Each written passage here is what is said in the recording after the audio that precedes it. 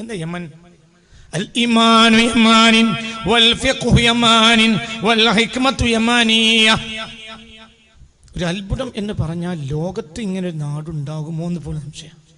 അപൂർവം നാടുകൾ മാത്രമേ ലോകത്ത് കേരളം പോലെ ഉണ്ടാവുള്ളൂ. തൗഫീഖാണ് കേരളത്തിന്, വല്ലാത്തൊരു തൗഫീഖാണ്. ആ തൗഫീഖിന് പല കാരണങ്ങളുണ്ടാകാം. ഒന്ന്, മുത്തു മുഹമ്മദ് മുസ്തഫ സല്ലല്ലാഹു അലൈഹി വസല്ലം തങ്ങൾ ജീവിച്ചിരിക്കുന്ന കാലഘട്ടത്തിൽ പരിശുദ്ധ ദീനിൻ്റെ ഷിആറുകൾ നടന്ന നാടാണ് കേരളം. അതുകൊണ്ട് റസൂലുള്ളാഹിന്റെ ഒരു പ്രത്യേക നോട്ടം കേരളത്തിൽ ഉണ്ടായിട്ടുണ്ടാകും. ഉദാഹരണം പറയാം, മാടായി എന്ന് പറഞ്ഞാൽ അവിടെയാണ് ആദ്യത്തെ ഇന്ത്യയിലെ പള്ളി. ആദ്യത്തേത് അടിസ്ഥാനപരമായി ജുമാഅത്ത് പള്ളിയല്ല, ഒരു അടിസ്ഥാന പള്ളി നിസ്കരിക്കാൻ സൗകര്യപ്പെടുത്തിയ ആദ്യത്തേത് മാടായിയാണെന്നാണ് പ്രധാനപ്പെട്ട അഭിപ്രായം. ഒരു ജുമാഅത്ത് പള്ളി എന്ന നിലയിൽ, ഒരു അറിയപ്പെട്ട ഒരു ചരിത്ര സ്മാരകം എന്ന നിലയിൽ പിൽക്കാലഘട്ടത്തിലൊക്കെ അറിയപ്പെട്ടത് കൊടുങ്ങല്ലൂരാണെങ്കിലും മിഷനറികൾ അതിനു വേണ്ടി ബഹുമാനപ്പെട്ട സ്വഹാബത്ത് ദീനി പ്രബോധനത്തിന് വേണ്ടി വന്നിറങ്ങിയപ്പോൾ ഉണ്ടാക്കിയ പള്ളി കൊടുങ്ങല്ലൂരാണെങ്കിലും കച്ചവടക്കാരായ അറബികൾ വന്നപ്പോൾ അവർക്ക് നിസ്കരിക്കാനുള്ള ഒരു സൗകര്യത്തിന് വേണ്ടി ഉണ്ടാക്കിയ ആദ്യത്തെ പള്ളി മാടായി എന്നാണ് പ്രധാന അഭിപ്രായം. രണ്ടാണ്. അതായത് ആയിരക്കണക്കായ കൊല്ലങ്ങൾക്ക് മുമ്പേ കേരളവുമായി കച്ചവട ബന്ധമുള്ള നാടായിരുന്നു അറേബ്യ. അതുകൊണ്ട് ഹബീബായ നബി സല്ലല്ലാഹു അലൈഹി വസല്ലം തങ്ങൾ വരുന്നതിന് മുമ്പും ശേഷമൊക്കെ ഇവിടെ അറബികൾ വന്നിട്ടുണ്ട്. അനസ്യൂതമായ ഒരു കച്ചവടം നടന്നു പോയിട്ടുണ്ട്. കേരളത്തിൽ നിന്ന് അവർ പ്രധാനമായും കുരുമുളക് ശേഖരിച്ചിരുന്നു. ആ കാലഘട്ടത്തിൽ ലോകത്തെ ഏറ്റവും കുരുമുളകിന് അറിയപ്പെട്ട നാടാണ് കേരളം. ഇന്നും അങ്ങനെയാണ്.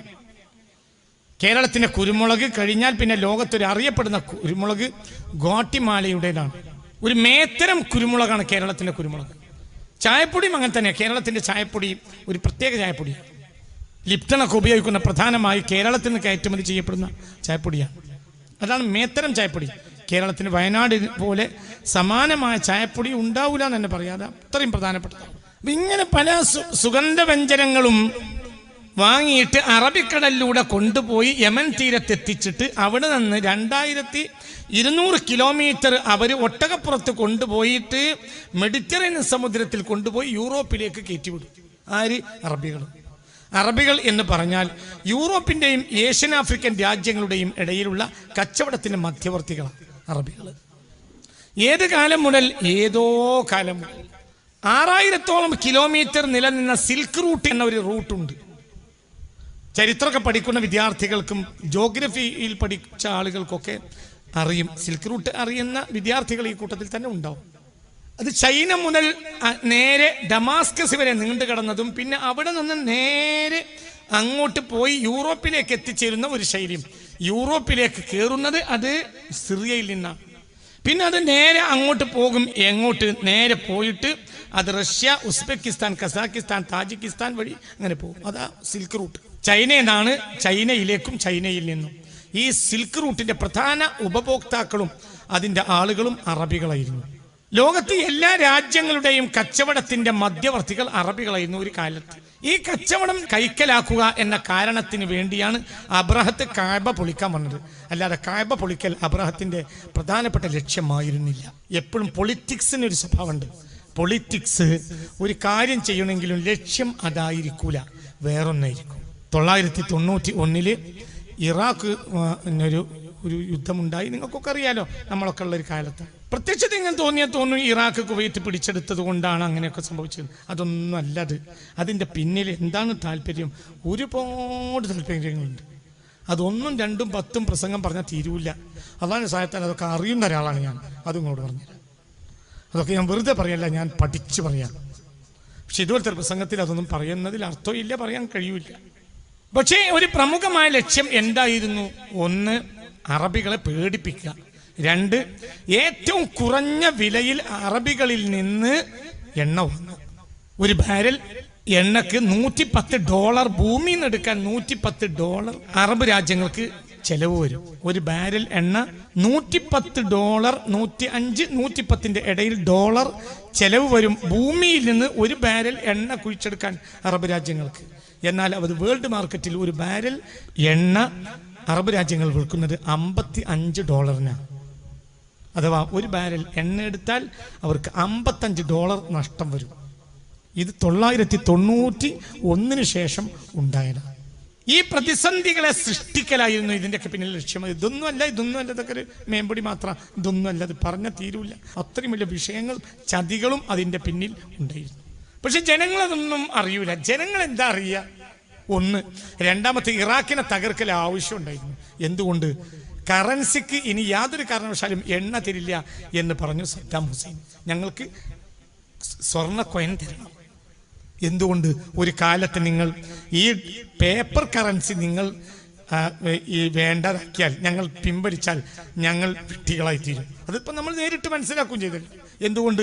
പേപ്പർ കറൻസി ഒരു സ്റ്റേറ്റിന് എപ്പോഴും പിൻവലിക്കാവുന്നതാണ്. പൊളിറ്റിക്സിന് എപ്പോഴും ചതിയായിരിക്കും. പൊളിറ്റിക്സിന് ചില ചതികളുണ്ടാവും. അതേത് പൊളിറ്റിക്സും അങ്ങനെ തന്നെയാണ്, ചതി അധിഷ്ഠിതരിക്കും. അതുകൊണ്ട് സദ്ദാം ഹുസൈൻ എന്ത് പറഞ്ഞു? ഞങ്ങൾ അങ്ങനെ എണ്ണ വെറുതെ തരൂല, എണ്ണ ഞങ്ങൾ കറൻസിക്ക് തരൂല. ഇനി നിങ്ങൾ കറൻസി തന്നിട്ട് ഞങ്ങൾ എണ്ണ വാങ്ങണ്ട, സ്വർണം തരണം. അപ്പോൾ പിന്നെ അയാളെ ഇല്ലാതെയാക്കാൻ അവരുടെ ആവശ്യം. അവർ വിചാരിച്ചതന്നെ നടന്നു. അയാളെ ഇല്ലാതാക്കിയെന്ന് മാത്രമല്ല, ഇപ്പോൾ പേപ്പർ കറൻസിക്കാണ് കൊടുത്തുകൊണ്ടിരിക്കുന്നത്. അതിനവർക്കൊരു നഷ്ടം വരാനില്ല. ഇഷ്ടംപോലെ പേപ്പർ അടിച്ച് ഇങ്ങനെ കൊടുത്താൽ മതി. വളരെ നമ്മൾ ചിന്തിക്കണം. അപ്പൊ എന്നതുപോലെ അബ്രഹത്ത് സത്യത്തിൽ കഅബ പൊളിക്കാൻ വന്നതാണെങ്കിലും അബ്രഹത്ത് അങ്ങനെ ഒരാളൊന്നും ആയിരുന്നില്ല. അബ്രഹത്ത് ഒരു മതവിശ്വാസിയോ ആയിരുന്നില്ല, ഒരു യഥാർത്ഥ മതവിശ്വാസിയല്ല. പിന്നെന്താ? ഒരു പ്രത്യേക മതത്തിന്റെ ആളുകളാണ്. ആ മതത്തിന്റെ പേര് പോലും ഇപ്പൊ പറയുന്നതിൽ അർത്ഥമില്ല. അതുകൊണ്ട് ഞാനത് പറയുന്നില്ല. അബ്രഹത്തിന്റെ ലക്ഷ്യം എന്തായിരുന്നു? മെഡിറ്ററേനിയൻ സമുദ്രം മുതൽ അറബിക്കടൽ വരെയും പിന്നെ ഇന്ത്യ അടക്കമുള്ള രാജ്യങ്ങളിലെയും കച്ചവടം അറബികളെ തകർത്താൽ, അവരെ നടുവടിച്ചു വിട്ടാൽ അവരെ കയ്യിൽ നിന്ന് കൈക്കലാക്കാം. കഅബ പൊളിച്ചു കഴിഞ്ഞാൽ പിന്നെ അവർ പേടിക്കും. ഇതായിരുന്നു സത്യത്തിൽ അബ്രഹത്തിന്റെ താല്പര്യം. ഞാനിത് പറയാനുള്ള കാരണം, ഇങ്ങനെയുള്ള വലിയ ഒരു കച്ചവട ശൃംഖല അറബികൾക്കുണ്ടായിരുന്നു. ആ ശൃംഖലയിൽ നിന്നാണ് ഇസ്ലാം ലോകത്ത് വളരെ വ്യാപിച്ചത്. മുഹമ്മദ് മുസ്തഫ സല്ലല്ലാഹു അലൈഹി വസല്ലം തങ്ങൾ വന്ന് അറബികളെ അൽയൗമ അക്മൽതു ലക്കും ദീനക്കും വഅത്മംതു അലൈക്കും നിഅമതി വറദീതു ലക്കുമുൽ ഇസ്ലാമ ദീന. ഇസ്ലാം പൂർത്തിയാക്കി അറബികളെ ഏൽപ്പിച്ചു, സ്വഹാബികളെ ഏൽപ്പിച്ചു മുഹമ്മദ് മുസ്തഫ. അവരാരാ? അവര് നേരെ വെളുത്ത കച്ചവടത്തിനു എവിടുക്കാ? ചിലപ്പോൾ ഇന്ത്യയിലേക്ക്, ചിലപ്പോൾ സുഡാനിലേക്ക്, ചിലപ്പോൾ നേരെ ഡമാസ്കസിലേക്ക്, ചിലപ്പോൾ തുർക്കിയിലേക്ക്, ചിലപ്പോൾ കേപ്പ് ടൗണിലേക്ക്, സൗത്ത് ആഫ്രിക്കയിലേക്ക്, ചിലപ്പോൾ ചൈനയിലേക്ക്, ചിലപ്പോൾ ടിബറ്റിലേക്ക്. ഇങ്ങനെ ലോകരാജ്യങ്ങളിൽ മുഴുവനും കച്ചവടം ചെയ്യുന്ന അറബികൾക്ക് മുത്ത് മുഹമ്മദ് മുസ്തഫ പരിശുദ്ധ ദീൻ അങ്ങോട്ട് പഠിപ്പിച്ചപ്പോൾ ഇവരെന്ത് ചെയ്തു? ഇവര് ലോകരാജ്യങ്ങളിലേക്ക് കച്ചവടത്തിന് വേണ്ടി ഒഴുകിയ കൂട്ടത്തിൽ ആ രാജ്യങ്ങളിൽ മുഴുവനും പൂങ്കാറ്റ് പോലെ ഇസ്ലാമിനെ എത്തിക്കാൻ അറബികൾക്ക് കഴിഞ്ഞു. അതിലേറ്റവും ഭംഗിയായി ഇസ്ലാം എത്തിയ നാടാണ് ഏത്? കേരളം. കേരളത്തിന്റെ റൂട്ട് വളരെ വലിയ റൂട്ടാണ്. എന്താണ് ഈ റൂട്ട്? യമനിൽ നിന്ന് വന്നു. യമനിനെ മുഹമ്മദ് മുസ്തഫ സല്ലല്ലാഹു അലൈഹി വസല്ലം പറഞ്ഞത് അൽ ഈമാനു യമാനിൻ, യഥാർത്ഥ ഈമാൻ യമനികളുടെ ഈമാനാണ്. മുഹമ്മദ് മുസ്തഫ വൽ ഫിഖ്ഹു യമാനിൻ, യഥാർത്ഥ ഫിഖ്ഹ് കർമ്മശാസ്ത്രം യമനികൾ വഴി വരുന്ന കർമ്മശാസ്ത്രമാണ്. വൽ ഹിക്മത്തു യമാനിയ, യഥാർത്ഥ ഇസ്ലാമിക തത്വചിന്ത യമനികൾ വഴി വരുന്നതാണ് എന്ന് മുഹമ്മദ് മുസ്തഫ സല്ലല്ലാഹു അലൈഹി വസല്ലം. ശ്രദ്ധിക്കണം, ഇത് വലിയൊരു വാക്കാണ്, ചെറുതല്ല. الإيمان والإيمان يمان والفقه يمان والحكمة يمانية. യഥാർത്ഥ ഈമാൻ യമനികളുടെ ഈമാനാണ്. യഥാർത്ഥ ഫിഖ് യമനികളുടെ ഫിഖാണ്. യഥാർത്ഥ ഇസ്ലാമിക തത്വചിന്ത യമനികൾ വഴിയാണ് എന്ന് മുഹമ്മദ് മുസ്തഫ. ഹബീബായ നബി സല്ലല്ലാഹു അലൈഹി വസല്ലം തങ്ങൾ എന്ന കുട്ടി ലോകത്തിന്റെ മഹാനായ നേതാവാകുമെന്ന് അബ്ദുൽ മുത്തലിബ് ആദ്യം അറിയുന്നത് യമനിൽ നിന്നാണ്. റസൂലുള്ളാഹിയുടെ വല്ലിപ്പയാണ് അബ്ദുൽ മുത്തലിബ് എന്നവർ. അവർ ഒരിക്കൽ ഒരു രാജാവിന്റെ സ്ഥാനാരോഹണ ചടങ്ങിൽ യമനിലേക്ക് പോയി. സൈഫ് ഇബ്നു ദിയസിൻ എന്നായിരുന്നു ആ രാജാവിന്റെ പേര്. ഒരു രാജാവ് കഴിഞ്ഞ് പുതിയ ഒരു രാജാവിന്റെ സ്ഥാനാരോഹണ ചടങ്ങിലേക്ക് പോവുകയാണ് അബ്ദുൽ മുത്തലിബ്. 8-10 ആളുകൾ കൂടെയുണ്ട്. അതിൽ ആരുമുണ്ട്? ഖുവൈലിദ് ഉണ്ട്. ഖദീജ ബിബി റളിയല്ലാഹു അൻഹയുടെ ഉപ്പയായ ഖുവൈലിദ് അടക്കമുള്ള ആളുകൾ. അന്ന് മുത്ത് മുഹമ്മദ് മുസ്തഫ ജനിച്ചിട്ടേ ഉള്ളൂ. അങ്ങനെ ആ രാജാവിൻ്റെ അടുക്കൽ രാജാവിൻ്റെ സ്ഥാനാരോഹണ ചടങ്ങിലേക്ക് പോയി അബ്ദുൽ മുത്തലിബ് എന്നവർ. ഇങ്ങനെ സ്ഥാനാരോഹണ ചടങ്ങൊക്കെ കഴിഞ്ഞു. പിറ്റേ ദിവസം ഈ രാജാവ് ക്ഷണിച്ചിട്ട് പോയതാ, മക്കയിലെ ആളുകൾ ക്ഷണിച്ചിട്ട് പോയതാ. മക്കയിലെ നേതാവ് എന്ന നിലയിൽ അബ്ദുൽ മുത്തലിബിനെയും പ്രധാനപ്പെട്ട 10ഓളം ആളുകളെയും വിളിച്ചിരുന്നു. അവർ ആ ആരോഹണ ചടങ്ങിൽ പങ്കെടുത്തു. യമനിലെ പുതിയ രാജാവിൻ്റെ ആരോഹണ ചടങ്ങിൽ അബ്ദുൽ മുത്തലിബും 10ഓളം ഖുറൈശി പ്രമുഖരും പങ്കെടുത്തു. അങ്ങനെ പിറ്റേന്ന് ഞങ്ങൾ പോകട്ടെ എന്ന് പറഞ്ഞ് രാജാവിനോട് ചോദിച്ചപ്പോൾ രാജാവ് പോകാൻ സമ്മതിച്ചില്ല. പൊരുത്, പോകേണ്ട, കൊട്ടാരത്തിൽ പ്രത്യേക മുറികൾ കൊടുത്തു, ഭക്ഷണം കൊടുത്ത് പാർപ്പിച്ചു. പിറ്റേ ദിവസവും നേരം വെളുത്തപ്പോൾ അബ്ദുൽ മുത്തലിബ് പോയില്ല. രാജാവിനോട് ചോദിച്ചു, സ്ഥാനാരോഹണ ചടങ്ങ് കഴിഞ്ഞു, പിന്നെ ഒരു ദിവസം കഴിഞ്ഞു, ഞങ്ങൾ പോകട്ടോ, ഞങ്ങൾക്ക് വലിയ തിരക്കുണ്ട്. അല്ല, വേണ്ട, പോകരുത്, കുറച്ച് കഴിയട്ടെ എന്ന് പറഞ്ഞു രാജാവ്. ഒരു രാജാവ് അങ്ങനെ പറയുന്നത് കൊണ്ട് എന്തോ അതിലൊരു ഗൗരവമായ കാര്യം ഉണ്ടാവും എന്ന് വിചാരിച്ചിട്ട് അബ്ദുൽ മുത്തലിബ് പോക്ക് നിർത്തിവെച്ചു. വീണ്ടും ഒരു ദിവസം കൂടി കഴിഞ്ഞു. പിന്നെ രാജാവിനെ മുഖം കാണിച്ചു. രാജാവിനോട് പറഞ്ഞു, ഞങ്ങൾ പോകട്ടെ. സമ്മതിച്ചില്ല. ഓരോ ദിവസവും രാജാവിനോ കാണും, രാജാവ് പോകാൻ സമ്മതിക്കില്ല. അവസാനം രാജാവ് പറഞ്ഞു, പോകാനുള്ള ദിവസം ഞാൻ പറയും, അന്ന് പോയാൽ മതി. ഒരു ദിവസം ഉച്ചഭക്ഷണം കഴിച്ചിട്ട് തൻ്റെ മുറിയിൽ തൻ്റെ കൂട്ടുകാരൊത്ത് വിശ്രമിക്കുകയാണ് മക്കയിലെ നേതാവായ അബ്ദുൽ മുത്തലിബ് എന്നവർ. അപ്പോൾ പെട്ടെന്ന് ഒരാൾ വന്നിട്ട്, രാജാവിൻ്റെ ഒരു ഉദ്യോഗസ്ഥൻ വന്നിട്ട് ഈ അബ്ദുൽ മുത്തലിബിനോട് പറഞ്ഞു, നിങ്ങൾ രഹസ്യമായി ഒറ്റക്കൊന്ന് കാണാൻ രാജാവ് ക്ഷണിച്ചിട്ടുണ്ട് എന്ന് പറഞ്ഞു. അങ്ങനെ നേരെ ഈ രാജാവിനെ കാണാൻ വേണ്ടി അബ്ദുൽ മുത്തലിബ് രാജാവിൻ്റെ ദർബാറിലേക്ക് ചെന്നു. അപ്പോൾ രാജാവ് വാതിലടച്ചു, ദർബാറിൻ്റെ വാതിലടച്ചു. എന്നിട്ട് ചോദിച്ചു, ലക്ക വലുതും ഇസ്മുഹു മുഹമ്മദ്, നിനക്ക് മുഹമ്മദ് എന്ന പേരിൽ ഒരു കുട്ടിയില്ലേന്ന് ചോദിച്ചു. ആരോട്? അബ്ദുൽ മുത്തലിബിനോട്. ഫഖൽനാണ്, അതേ ഉണ്ട്. ഫഖല്ല, ഇല്ല എന്ന് പറഞ്ഞു രാജാവ്. ഇല്ല, ഈ പറഞ്ഞ കളവാണ്. അല്ല, ഉണ്ട്. നബി സല്ലല്ലാഹു അലൈഹി വസല്ലമയെ പറ്റി മഹത്വം അബ്ദുൽ മുത്തലിബ് മനസ്സിലാക്കുന്നത് എവിടുന്നാണ്? യമനിൽ നിന്നാണ്. യമനിലെ രാജാവാണ് ആദ്യമായി കഅബാലയത്തിന് കിസ്വ പുതപ്പിച്ചത്. യമനിലെ രാജാവാണ് മദീനയിൽ ആൾപ്പാർപ്പുണ്ടാക്കിയത് റസൂൽ ജനിക്കണിന്റെ 1000 കൊല്ലം മുമ്പ്. അല്ല, ഞാൻ ഉണ്ട്. ഫഖാല, ഇല്ല, എന്തിനാ, നിനക്ക് കുട്ടി അങ്ങനെ ഇല്ലല്ലോ. ഫഖാല, അപ്പോൾ അബ്ദുൽ മുത്തലിബ് പറഞ്ഞു, കുട്ടി എന്ന് പറഞ്ഞാൽ ഇപ്പോൾ എന്റെ സംരക്ഷണയിലായ കൊണ്ടാണ് ഞാൻ പറഞ്ഞത്. അപ്പോൾ രാജാവ് പറഞ്ഞു, ആ കുട്ടിയുടെ വാപ്പ മരിച്ചിട്ടുണ്ട്, ആ കുട്ടി ഇന്ന് വാപ്പ ഇല്ലാത്ത കുട്ടിയായിരിക്കണം, നിങ്ങൾ ആ കുട്ടിയുടെ വല്ലിപ്പയല്ലേ? അതേ, വല്ലിപ്പയാണ്. എന്റെ മകന്റെ മകനാണ്. 6 മാസം ആമിന ബീവി ഗർഭത്തിലിരിക്കുമ്പോൾ അബ്ദുള്ള എന്നവർ മരിച്ചിട്ടുണ്ട്, നിനക്കറിയാലോ. അതുകൊണ്ട് ആ രാജാവ് എന്ത് പറഞ്ഞത്? നിനക്കൊരു കുട്ടിയില്ലേന്ന് ചുണ്ട്. ഇല്ല, നുണ പറയണ്ട, കുട്ടി നിനക്കില്ല. പിന്നെ പറഞ്ഞു എന്തെത്തി? ശരിയാണ്, നിങ്ങൾ പറഞ്ഞത് ശരിയാണ്, എനിക്ക് അങ്ങനത്തെ കുട്ടിയില്ല. പക്ഷെ എന്റെ കുട്ടിയുടെ കുട്ടിയുണ്ട്. എന്റെ കുട്ടി അബ്ദുള്ള ആയിരുന്നു, അബ്ദുള്ള മരിച്ചു. അബ്ദുള്ളാന്റെ ഭാര്യ എൻ്റെ മരുമോള് ഗർഭത്തിൽ ഈ കുട്ടിയെ ചുമന്നുകൊണ്ടിരിക്കുന്ന സമയത്ത് 6 മാസമായപ്പോൾ എൻ്റെ മോൻ അബ്ദുള്ള മരിച്ചു. അപ്പോൾ കുട്ടിയുടെ ഉത്തരവാദിത്വം ഞാൻ ഏറ്റു. ഇപ്പം എൻ്റെ കുട്ടി തന്നെയാണ്, കാരണം അവന് വാപ്പല്ല, എൻ്റെ കുട്ടിയാണ്. അപ്പോൾ എന്ന ഈ രാജാവ് വേദങ്ങളിൽ വലിയ തത്വജ്ഞാനിയായിരുന്നു. ഈ വേദങ്ങളിൽ തത്വജ്ഞാനിയായ ഈ രാജാവ് പറഞ്ഞു, ആ പൊന്നുമോന് ലോകത്തിന്റെ പൊന്നുമോനാണ്, ഈ പ്രപഞ്ചം മുഴുവനും ആ കുട്ടിയുടെ കയ്യിലാണ്. ആ കുട്ടി ഒരു വല്ലാത്ത കുട്ടിയാണ്. ആ കുട്ടിക്ക് കിടയൊത്ത ഒരു കുട്ടി ലോക ചരിത്രത്തിലില്ല, ഇനി ഉണ്ടാവുകയും ഇല്ല. അതുകൊണ്ട് അബ്ദുൽ മുത്തലിബേ, ആ കുട്ടിയുടെ ഉത്തരവാദിത്വം, ആ കുട്ടിയുടെ ചെലവ് എന്നെ ഏൽപ്പിക്കണം. ഇനി ഈ ലോകം മുഴുവനും ആ കുട്ടിയുടെ കയ്യിലായിരിക്കും. നിങ്ങളെ ഞാൻ ഇത് പറയാൻ വേണ്ടി കാത്തു നിർത്തിയതാണ്. ആ കുട്ടിയുടെ 1 വർഷത്തേക്കുള്ള, ആ കുട്ടിയെ സംരക്ഷിക്കാനുള്ള സംഖ്യയും കൊണ്ട് നിങ്ങൾ തിരിച്ചു പോകണം. അടുത്ത വർഷം നിങ്ങൾ വീണ്ടും വരണം.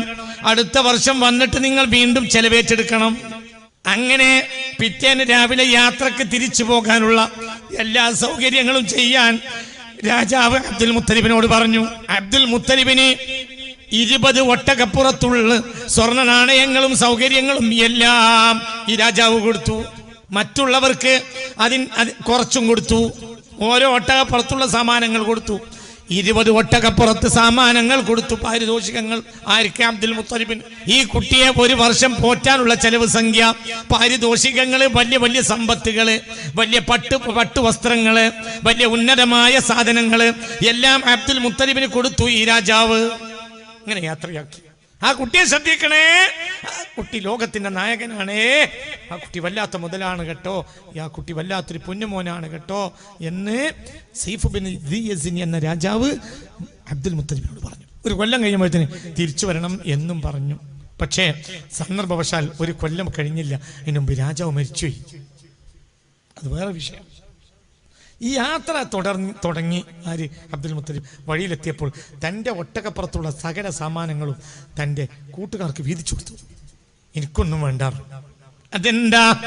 അബ്ദുൽ മുത്തലിബേ, രാജാവ് ഏറെ പാരിതോഷികം തന്നത് നിങ്ങൾക്കാണ്, എന്നിട്ടും നിങ്ങൾ എന്തേ ഇത് ഞങ്ങൾക്ക് വീതിച്ചു തന്നത്? അപ്പോൾ പറഞ്ഞേ, എനിക്കൊരു രഹസ്യം കിട്ടിയിട്ടുണ്ട്, അതിനേക്കാൾ വലിയ മുതലാണ് ഈ ഒട്ടകപ്പുറത്തുള്ള സമ്പത്തിനേക്കാൾ വലിയ സമ്പത്ത് എനിക്ക് കിട്ടിയിട്ടുണ്ട്. അതുകൊണ്ട് ഇതാൾക്ക് കൊടുക്കുന്നതിൽ എനിക്ക് യാതൊരു വിരോധവുമില്ല. അതായത് തൻ്റെ പൊന്നുമോനാണ് ഇനി ലോകത്തിന്റെ നായകൻ എന്ന അറിവാണ് ഏറ്റവും വലിയ കനകക്കട്ടയായ അറിവെന്ന് ആര് മനസ്സിലാക്കി? അബ്ദുൽ മുത്തലിബ് മനസ്സിലാക്കി. ഇത് ഞാൻ പറയാൻ കാരണം എന്താ? സ്വന്തം പിതാമഹന് ഹബീബായ നബി സല്ലല്ലാഹു അലൈഹി വസല്ലമയെ പറ്റി അറിവ് കിട്ടുന്നത് ആദ്യമായി എവിടെ വെച്ചിട്ടാണ്? യമനിൽ വെച്ചിട്ടാണ്. വേറെയും പ്രത്യേകത നിങ്ങളോട് ഞാൻ പറഞ്ഞു. എൻ്റെ ഇടക്ക് കഅബാലയത്തിൽ ഇന്ന് നമ്മൾ കിസ്വ നീക്കുമല്ലോ, കിസ്വ പിടിച്ച് നമ്മൾ മുത്തുമല്ലോ, കൊല്ലത്തിൽ ആ കിസ്വ മാറ്റും. കിസ്വക്ക് വേണ്ടി ഫാക്ടറികളുണ്ട്, വലിയ കിസ്വ. അല്ലാഹ് അൽഹംദുലില്ലാഹ്, അത് വല്ലാത്തതാണ്. അതിൽ പിടിച്ച് മുത്താൻ ഇനിയും അല്ലാഹു നമുക്ക് തൗഫീഖ് തരട്ടെ. അവിടെ എത്താലും അതിൽ പിടിച്ച് മുത്താൻ ഇനിയും അല്ലാഹു തൗഫീഖ് തരട്ടെ. എന്ന് മാത്രമല്ല, കിസ്വ ആദ്യമായി അണിയിച്ചത് യമനികളായ യമനി രാജാവായ തുബ്ബാണ് എന്ന കാര്യത്തിൽ തർക്കമില്ല. മാത്രവുമല്ല, തുബ്ബ രാജാവിന്റെ പട നടന്നു പോവുകയായിരുന്നു. അവര് ചതുപ്പു നിലമായ ഒരു സ്ഥലത്തെത്തി. ഇന്നത്തെ മദീന, അന്നവിടെ ജനവാസമല്ല, ഒരു ചതുപ്പ് ഏരിയ, കുറച്ച് വെള്ളം അവിടെ ഇവിടെയൊക്കെ കെട്ടി നിൽക്കുന്നുണ്ട്. അപ്പോൾ യമനി രാജാവ് യാത്ര ചെയ്തപ്പോൾ അതിൻ്റെ കരയിൽ അവിടെ ഇരുന്നു. തൻ്റെ കൂട്ടത്തിൽ 4000-ഓളം പട്ടാളം, പട സംഘം, വലിയ വലിയ പണ്ഡിതന്മാർ, വലിയ വലിയ പടക്കോപ്പുകളെല്ലാം ഉണ്ടായിരുന്നു ഈ രാജാവിന്. അത് റസൂലുള്ള ജനിക്കുന്നതിൻ്റെ 1000 കൊല്ലം മുമ്പാണ് ഈ സംഭവം. അപ്പോൾ പിറ്റേന്ന് രാവിലെ നമുക്ക് പോവാന്ന് പറഞ്ഞപ്പോൾ കൂട്ടത്തിലുള്ള പണ്ഡിതന്മാർ പറഞ്ഞു, കുറച്ചും കൂടി കഴിഞ്ഞിട്ട് പോയ രാജാവേ, ഇന്നും കൂടി കഴിയാം. പിറ്റേന്നും അവിടെ തന്നെ വന്നു, പിറ്റേന്നും അവിടെ വന്നു. അങ്ങനെ ചില്ലറ ദിവസങ്ങൾ ഈ സംഘം പണ്ഡിതന്മാരെ ഉപദേശപ്രകാരം രാജാവും പണ്ഡിതന്മാരും പട്ടാളക്കാരും സംഘങ്ങളും അവിടെ താമസിച്ചു. അതിനിടയിൽ 400-ഓളം പണ്ഡിതന്മാർ രാജാവിനെ മുഖം കാണിച്ചിട്ട് പറഞ്ഞു, ഇനി ഞങ്ങൾ യമനിലേക്ക് വരുന്നില്ല, ഞങ്ങൾ ഇവിടെ പാർക്കാണ്. എവിടെ? മദീന. അന്ന് മദീനയല്ല. മദീന എന്ന് വെച്ചാൽ അന്നൊരു നാടും ഇല്ല. ഇപ്പം മരുഭൂമിയുടെ നടുവിൽ നാടില്ലല്ലോ, അതുകൊണ്ട് അതിനൊരു പേരുമില്ല. പിന്നീട് അതിന് യസ്രിബ് എന്ന പേര് വന്നു. പിന്നെ നബി വന്നപ്പോൾ അതിന് മദീന എന്നും പേരും. ആദ്യകാലത്ത് അവിടെ ആളുമില്ല, ഒരാൾപ്പാർപ്പും ഇല്ല. ഹബീബായ റസൂൽ ജനിക്കുന്നതിൻ്റെ 1000 കൊല്ലം മുമ്പ്. രാജാവിനോട് ഈ 400-ഓളം പണ്ഡിതന്മാർ വന്ന് പറഞ്ഞു, ഞങ്ങൾ രാജാവെ ഇനി യമനിലേക്കില്ല, എവിടേക്കും ഇല്ല, ഞങ്ങൾ ഇവിടെ പാർക്കുക. അതെന്താ? അപ്പോൾ പണ്ഡിതന്മാർ പറഞ്ഞേ, ഇത് മഹ്ജറുൻ നബിയിൽ മുസ്തഫ അൽ മബ്ഊസ് ഫീ ആഖിർ സമാൻ. ആഖിർ സമാനിൽ അല്ലാഹു നിയോഗിക്കുന്ന ഒരു നബിയുണ്ട്, മുഹമ്മദ് മുസ്തഫ. ആ മഹാൻ ഹിജ്റ വരുന്ന നാടാണ് ഇത്. ആ മഹാൻ സ്ഥിരതാമസമാക്കുന്ന നാടാണ് ഇത്. ആ മഹാന്റെ ഖബർസ്ഥാനവും ഇവിടെയായിരിക്കും. അതുകൊണ്ട് ഞങ്ങൾ ഇവിടുന്ന് പോരുന്നില്ല എന്ന് പറഞ്ഞു രാജാവിനോട്. അപ്പോൾ രാജാവിന് അത്ഭുതമായി, ഇങ്ങനത്തെ ഒരു നാടോ? അപ്പോൾ അവിടെ രാജാവ് എന്ത് ചെയ്തു? എന്നാ ഞാനിവിടെ പാർക്കാന്ന് പറഞ്ഞു. ഫമക്കസ ഫീഹി സനതൻ കാമില ഇന്തിളാറൻ ലിന്നബിയിൽ മുസ്തഫ. അള്ളാന്റെ റസൂലിനെ കാത്തുകൊണ്ട് ഈ രാജാവ് 1 കൊല്ലം അവിടെ താമസിച്ചു. ആര്? ഏത് രാജാവ്? യമനി രാജാവ്. ഞങ്ങൾ മനസ്സിലാക്കണം, യമനി വെർഷൻ എന്ന് പറഞ്ഞാൽ ഒരു പ്രത്യേക ഒരു സംഭവമാണ്. ഇസ്ലാമിൽ യമൻ വഴി എന്തു വന്നാലും അതൊരിക്കലും തള്ളാൻ പാടില്ല, അതിൽ ബർക്കത്തുണ്ടാകും. അതാണ് ഇവിടെ കിട്ടിയത്, കേരളത്തിൽ കിട്ടിയത്. ഇത് അത്ഭുതമാണ്, അത്ഭുതം, അത്ഭുതം. മക്കത്ത ഫീഹാ സനതൻ കാമില, 1 കൊല്ലം ഈ രാജാവ് അവിടെ താമസിച്ചു. രാജാവ് വലിയ രാജാവല്ലേ, പോകേണ്ടി വരുമല്ലോ. അതിനിടയിൽ രാജാവ് 400 വീടുകൾ കിട്ടി അവിടെ. ആർക്ക് തിരിച്ചു വരുന്നില്ല, ഞങ്ങൾ ഇവിടെ പാർക്കുകയാണ് എന്ന് പറഞ്ഞ പണ്ഡിതന്മാർക്ക് വേണ്ടിയിട്ട് 400 വീട് കെട്ടി. നബി സല്ലല്ലാഹു അലൈഹി വസല്ലം ജനിക്കുന്നതിൻ്റെ എത്ര കൊല്ലം മുമ്പ്? 1000 കൊല്ലം അവിടെ വീട് കെട്ടി. എന്നിട്ട് ഈ പണ്ഡിതന്മാർക്ക് അവിടെ പാർപ്പിച്ചു. ആ പണ്ഡിതന്മാർക്ക് കഴിഞ്ഞുകൂടാനുള്ള ഈത്തപ്പന നട്ടുപിടിപ്പിച്ചു. നിങ്ങൾക്കറിയാലോ ഒരു ഈത്തപ്പനയെ. എവിടുത്തെ ഈത്തപ്പന? മദീനയിലെ ഈത്തപ്പനയാണല്ലോ ജനങ്ങളെ അജുവ. ലോകത്തൊരു നാട്ടിലില്ലാത്ത ഈത്തപ്പനയാണ് എന്ത്? അജുവ. അജുവയുടെ പ്രത്യേകത എന്താ? ഇത് നബി സല്ലല്ലാഹു അലൈഹി വസല്ലമയെ കാത്തിരിക്കുന്ന ജനതയ്ക്ക് ഭക്ഷണം കഴിക്കാൻ വേണ്ടി തുബ്ബായ് രാജാവ് ആ താഴ്വരയിൽ നട്ടുപിടിപ്പിച്ചതാണ് എന്ത്? പറക്കട്ടാണ്.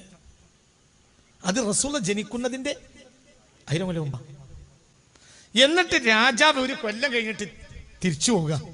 ഈ 400 പണ്ഡിതന്മാർ, അവർക്ക് ഉള്ള ഈത്തപ്പനങ്ങൾ ഇവിടെ ഉണ്ട്, സൗകര്യങ്ങളുണ്ട്, അവർക്ക് വേണ്ട ഭക്ഷണം സൗകര്യം എല്ലാം ഏർപ്പാട് ചെയ്തിട്ട് ഈ 400 പണ്ഡിതന്മാരെ ഇവിടെ ഇട്ട് അവരെ കുടുംബം ഇവിടെ ഇട്ട് രാജാവ് യമനിലേക്ക് തിരിച്ചു പോകുന്ന സമയത്ത് രാജാവ് ഒരു കത്തെഴുതി കൊടുത്തു. എന്താകത്ത്? യാ റസൂലല്ലാഹ് ഇന്നി ഉഅ്മിനു ബിക വബി കിതാബിക, ഞാൻ നിങ്ങളിൽ വിശ്വസിച്ചിട്ടുണ്ട്, നിങ്ങളെ കിതാബിൽ വിശ്വസിച്ചിട്ടുണ്ട്, നിങ്ങൾ എന്നെ ഒഴിവാക്കരുത്. ഞാൻ മരിക്കുന്നതിന് മുമ്പ് നിങ്ങൾ ഈ ഭൂമിയിൽ ഉണ്ടായാൽ, ജനിച്ചാൽ ഞാൻ നിങ്ങളുടെ കാൽപാദം ചുംബിക്കും. എന്നിട്ട് അദ്ദേഹം അത് തോൽപാത്രത്തിലാക്കിയിട്ട്, തോലിൻ്റെ കവറിലാക്കിയിട്ട് അത് മടക്കിയിട്ട് സ്വർണം കൊണ്ട് അരക്ക് വെച്ചു. ഇത് മുഹമ്മദ് നബി വരുമ്പോൾ കൊടുക്കണമെന്ന് പറഞ്ഞു. തുബ്ബായ രാജാവ് 1000 കൊല്ലം മുമ്പ് ഏൽപ്പിച്ചു. യമനി രാജാവ് ഈ ജനത ഇത് കൈവശം വെച്ചു. 400 പണ്ഡിതന്മാരുടെ നേതാവ് ഇത് കൈവശം വെച്ചു. അയാൾ മരിക്കുമ്പോൾ അടുത്ത ആൾ കേൾപ്പിച്ചു. അയാൾ മരിക്കുമ്പോൾ അടുത്ത ആൾ കേൾപ്പിച്ചു. അയാൾ മരിക്കുമ്പോൾ അടുത്ത ആൾക്ക് അടുത്ത ആൾക്ക് അടുത്ത ആൾക്ക് അടുത്ത ആൾക്ക് അടുത്ത ആൾക്ക് അടുത്ത ആൾക്ക് അടുത്ത ആൾക്ക്. ഹബീബായ മുത്തു മുഹമ്മദ് മുസ്തഫ സല്ലല്ലാഹു അലൈഹി വസല്ലമ തങ്ങൾ ഹിജറ വരുന്ന സമയത്ത് അബൂലൈല എന്ന ഒരു ആളുടെ കയ്യിലാണ് ഈ കത്ത്. ഈ ജനതയാണ് അടിസ്ഥാനപരമായി, ഇവർക്കൊരു പേരുണ്ട്. എന്ത്? അൻസാരികൾ. ഇവരുടെ പേരാണ് എന്ത്? എന്താണ് ഈ അൻസാരി? നബി വന്നാൽ ഈ നബിയെ സഹായിക്കാൻ വേണ്ടി 1000 കൊല്ലം മുമ്പ് തുബ്ബായ് രാജാവ് അവിടെ അഡ്വാൻസ് ചെയ്തൊരു സൊസൈറ്റിയാണ് അൻസാരിങ്ങൾ. 1000 കൊല്ലം മുമ്പ്. മുഹാജിരിങ്ങൾ അപ്പം ഉണ്ടായിട്ടുള്ളൂ. അൻസാരിങ്ങൾ എന്നും ഉണ്ടായതാ. മുഹാജിരിങ്ങൾ ഹിജ്റ ഉണ്ടായപ്പോൾ ഉണ്ടായതാ. അൻസാരിങ്ങളോ 1000 കൊല്ലം മുമ്പ് അവർ കൈകാര്യം ചെയ്തുകൊണ്ടേയിരുന്നു. കഴിയുമ്പോൾ വരുന്ന പേരക്കുട്ടിയാണ് ആര്? നിങ്ങൾക്കറിയില്ലേ? ആര് നിങ്ങൾക്കറിയൂലേ? മനസ്സിലായില്ല? ഈ യമനി തുബ്ബായ് രാജാവ് യമനികളായ 400 പണ്ഡിതന്മാരെ മദീനയിൽ എല്ലാ സൗകര്യം ചെയ്തു കൊടുത്ത് അവരുടെ നേതാവിനെ ഏൽപ്പിച്ചു. എന്ത്? ഈ കത്ത് ഏൽപ്പിച്ച് ഒട്ടകം. ഈ പണ്ഡിതനാണ് യമനിയായ രാജാവ് കത്തേൽപ്പിച്ച അന്ന്. ആ പണ്ഡിതന്റെ മനസ്സിലായില്ല, 400 പണ്ഡിതന്മാർക്ക് ഒരു ഹെഡ് ഉണ്ടാവുമല്ലോ. ഇപ്പൊ നമ്മളെ പണ്ഡിതന്മാരെ ഹെഡാണ് ബഹുമാനപ്പെട്ട ജിഫ്രി മുത്തുക്കോയത്തങ്ങൾ. അള്ളാഹു അവർക്ക് ദീർഘായുസ്സും ആഫിയത്തും കൊടുക്കട്ടെ. ആമീൻ പറയും. അള്ളാഹു തആല അവർക്ക് ദീർഘായുസ്സ് കൊടുക്കട്ടെ, ആഫിയത്ത് കൊടുക്കട്ടെ. നമ്മളെ സയ്യിദന്മാർക്കൊക്കെ അള്ളാഹു തആല വലിയ ഖൈറും ബറക്കത്തും, നമ്മളെ നേതാവ് ഹൈദർ അലി ശിഹാബ് തങ്ങൾ തുടങ്ങിയ നമ്മളെ നേതാക്കന്മാർക്കൊക്കെ അള്ളാഹു ഇസ്സത്ത് കൊടുക്കട്ടെ, ബഹുമാനപ്പെട്ടവർക്കൊക്കെ അള്ളാഹു വലിയ ഖൈറ് കൊടുക്കട്ടെ. അപ്പം ആ കൂട്ടത്തിലെ ഏറ്റവും വലിയ പണ്ഡിതന്റെ 1000 കൊല്ലമാകുമ്പോൾ അവരുടെ പേരക്കുട്ടി, അന്നത്തെ പേരക്കുട്ടിയാണ് ആര്? അബൂ അയ്യൂബ് അൽ അൻസാരി. മദീനയിലേക്ക് റസൂലുള്ളാഹിന്റെ ഒട്ടകം കയറിയപ്പോ എല്ലാരും ഒട്ടകത്തിന് പിടുത്തം കൂടി. എന്റെ വീട്ടിലേക്ക് നബിയേ, എന്റെ വീട്ടിലേക്ക് നബിയേ. എല്ലാരും ഒട്ടകത്തിന്റെ കടിഞ്ഞാണിങ്ങനെ പിടുത്തം കൂടി. അപ്പൊ റസൂലുള്ളാഹി എന്ത് ചെയ്ത്? ഒട്ടകത്തിന്റെ കയറ് ഒട്ടകത്തിന്റെ പെരടിയിലേക്ക് തന്നെ എറിഞ്ഞു. സാധാരണ ഒട്ടകപ്പുറത്തിരിക്കുന്ന ആള് കയറും പിടിച്ചിരിക്കും. മദീനയിൽ പ്രവേശിച്ച് ഇപ്പോൾ റസൂലുള്ളാഹി ഒട്ടകത്തിന്റെ കയറ് എവിടെ ഇട്ടു? ഒട്ടകത്തിന്റെ പുറത്ത് കയറ്റേക്ക് ഇട്ടു. എവിടെ മുട്ടുകുത്തണമെന്ന് അതിനോട് എന്നോ കൽപ്പിച്ചിട്ടുണ്ട് അല്ലാഹു തആല. ഈ ഒട്ടകം എവിടെ മുട്ടുകുത്തണമെന്ന് ഇതിനോട് ആര് കൽപ്പിച്ചിട്ടുണ്ട്? അല്ലാഹു കൽപ്പിച്ചിട്ടുണ്ട്. ആരും പിടുത്തം കൂടണ്ടാറും.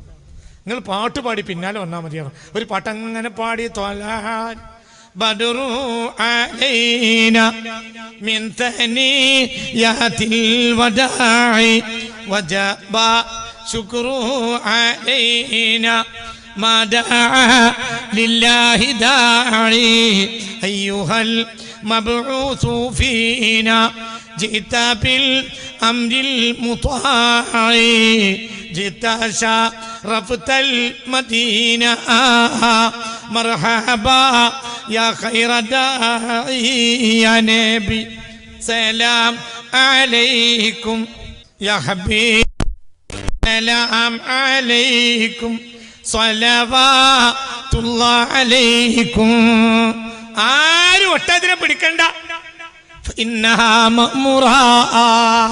എവിടെ മുട്ട് കുത്തണമെന്ന് അതിനോട് നേരത്തെ തന്നെ കൽപ്പിച്ചിട്ടുണ്ടല്ലോ. ഒട്ടകം അങ്ങനെ പോയി, ആളുകൾ പിന്നാലെ പോയി പോയി പോയി പോയി പോയി പോയി പോയി അബൂ അയ്യൂബ് അൽ അൻസ്വാരി റളിയല്ലാഹുവിന്റെ വീട്ടുമുറ്റത്ത് പടിക്കലെത്തിയപ്പോൾ ഒട്ടകം അവിടെ കിടന്നു.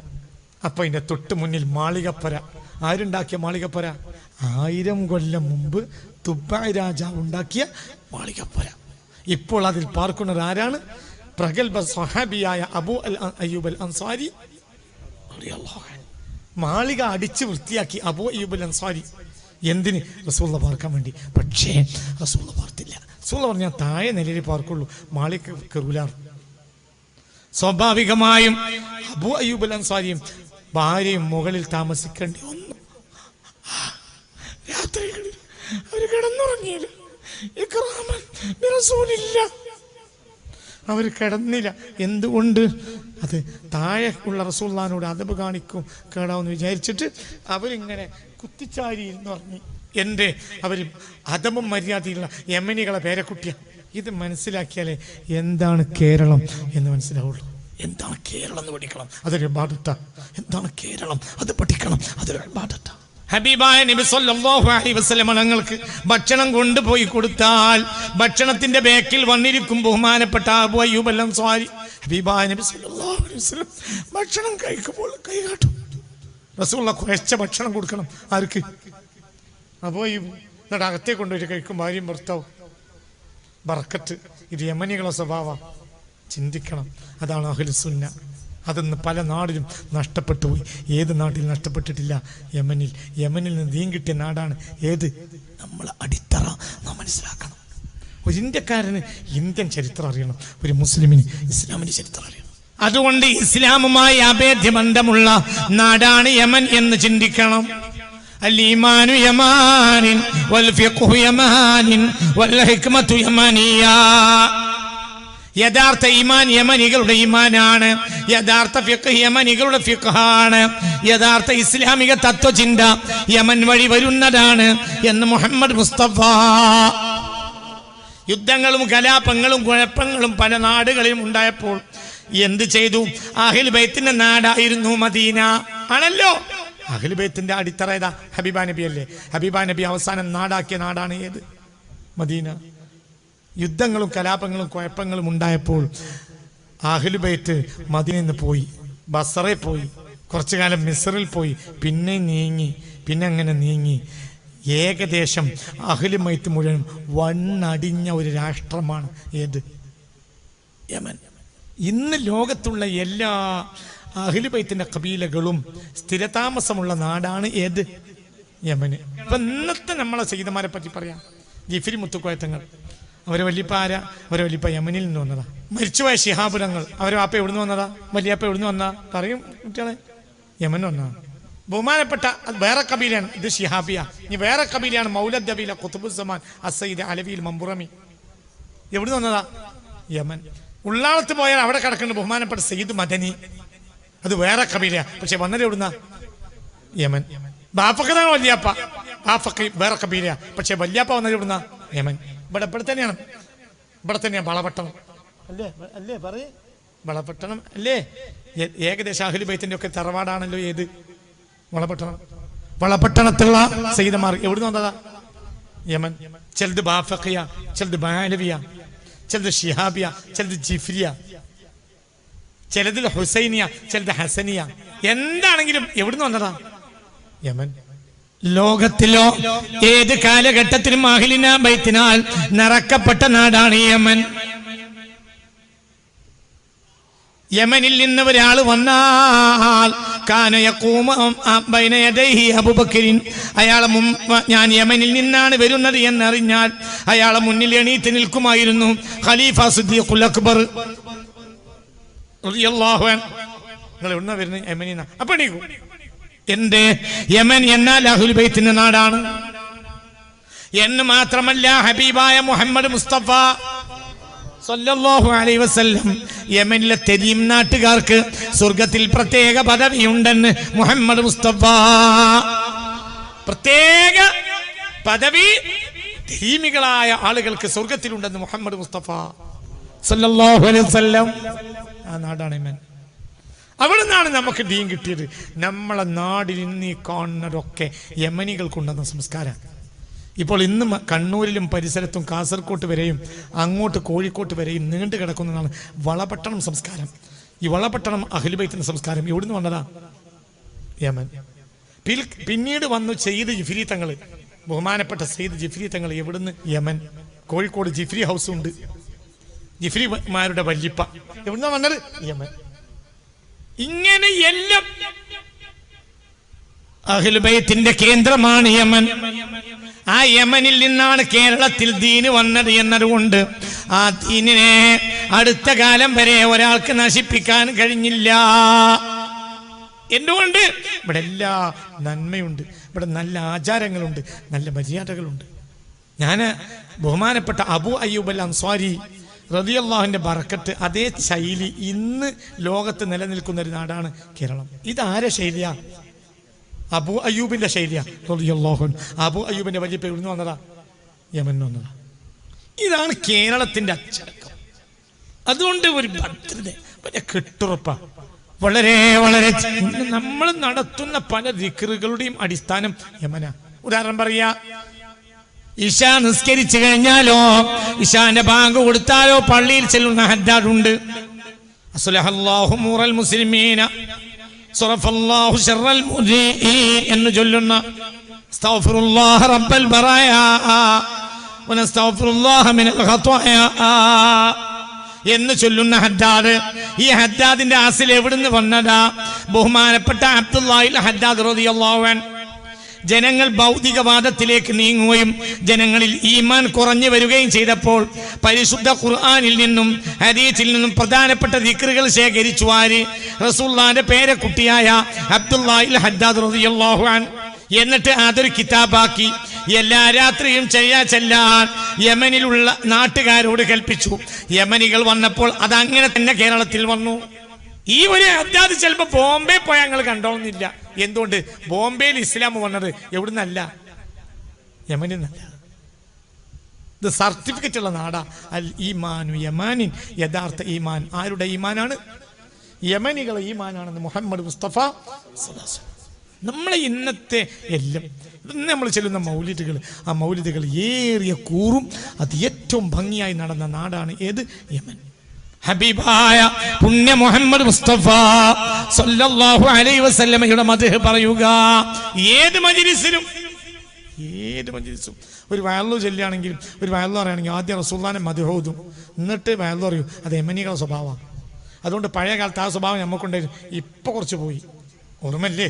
അമിൻ തദക്കുരി ജീറനിൻ ബിദി സലമി മസജിത മൻജറ മിൻ മുഖ്ലത്തിൻ ബിദമി മഹബ്ബത്തിർ റീഹു മിൻ തിൽകാഇ ഖളിമതി വഅമൽ ബർഖു ഫിൽ വൽമാഇ മിൻ ഇളമി മൗലായ സല്ലി വസൽ അലാ ഹബീബിക ഖൈറിൽ ഖൽഖി കുല്ലിഹിം.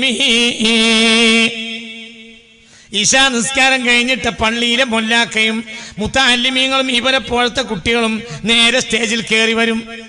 പള്ളിയിലെ ഉസ്താദ് ഭക്ഷണം കഴിക്കാൻ പോവും. ആ സമയത്തിനുള്ളിൽ 160 ചില്ലാനം വരികളാണ് ബഹുമാനപ്പെട്ട ബുർദത്തു ഷരീഫ. ആ 160 വരികളും മൗലായ ജവാബ് ചൊല്ലിയിട്ട് ഇങ്ങനെ ചൊല്ലും. അത് 1.5 മണിക്കൂർ മൗലായ എല്ലും. അത് കഴിയുമ്പോഴത്തിന് ആര് വരും? പെട്രോൾ മാക്സോ പാനീസോ തൂക്കിയിട്ട് വരും. ആര്? പള്ളിയിലെ ഉസ്താദോ അല്ലെങ്കിൽ വായലോ. എന്നിട്ട് വായല് പറയും. ആ വായലിൽ അദബുണ്ട്, ആ വായലിൽ മര്യാദയുണ്ട്, ആ വായലിൽ ദീനുണ്ട്, ആ വായലിൽ ഈമാനുണ്ട്, ആ വായലിൽ പടച്ചോനെ പേടിയുണ്ട്, ആ വായലിൽ വജിലത്ത് ഖുലൂബുഹും ഇന്നമൽ മുഅ്മിനൂന അല്ലദീന ഇദാ ദുകിറല്ലാഹു വജിലത്ത് ഖുലൂബുഹും. അല്ലാഹ് എന്ന് പറഞ്ഞാൽ പടപടച്ചു പോകും ഹൃദയം. ഒരായത്തോടുമ്പോഴത്തിന് മോലിയർ പറയും.